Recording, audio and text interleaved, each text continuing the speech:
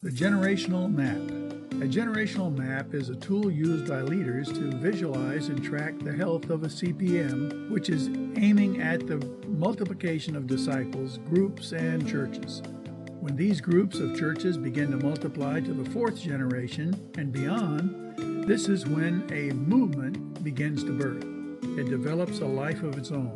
The leadership focus of developing the ministries of each of the members in a group is vital for the health of a group. As accountability and intentional obedience become the core values, the group begins to mature spiritually. This begins with the church circle.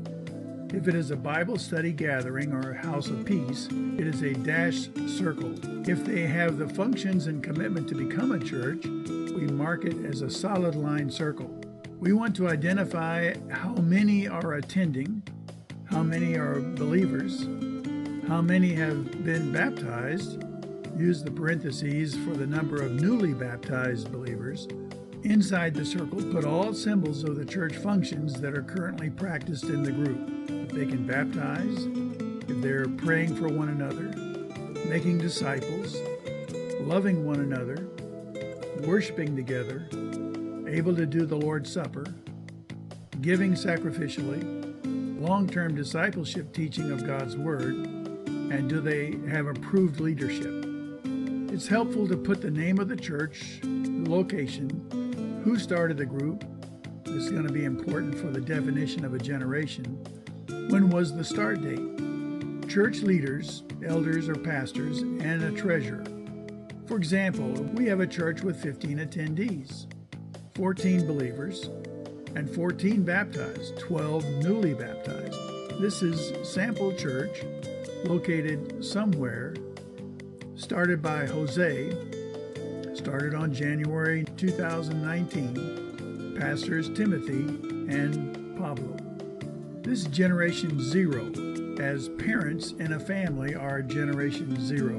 When anyone in the group, except the founder, starts another group, it becomes a first-generation group, as children in a family. They have baptized new believers. They have begun to pray. They are making new disciples, but they have not yet begun to give or to praise or to have the Lord's Supper. Usually the functions do not begin until they work through the study of the Ten Commands of Jesus and see the imperatives of these functions within their body of believers. As the group studies the heart of the Father or the Great Commission, and someone in the first group decides to start or to help someone to start a new group in another area, a Generation 2 is begun.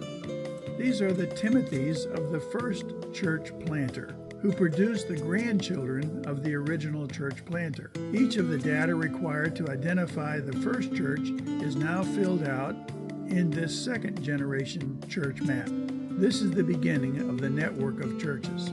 As this is continued, someone in the new Generation 2 group leads someone to Christ or meets someone who wants to start a group in their home. Or this group surveys an area looking for a man of peace to begin to disciple and to win his family to Christ.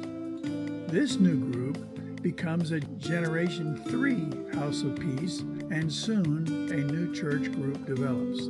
A key goal is to reach the fourth generation from the founding church planter.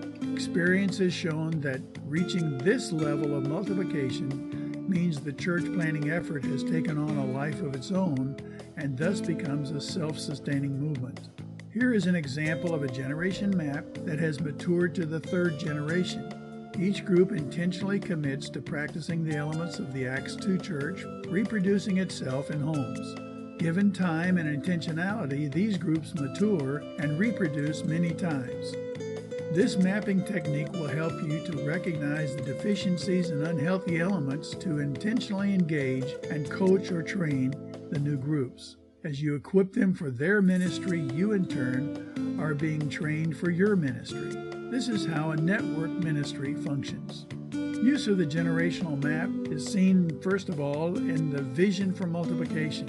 Using the generational map to create a realistic vision for reaching an entire population. Many great church planners are great models for others, but they are insufficient to expand across the whole population.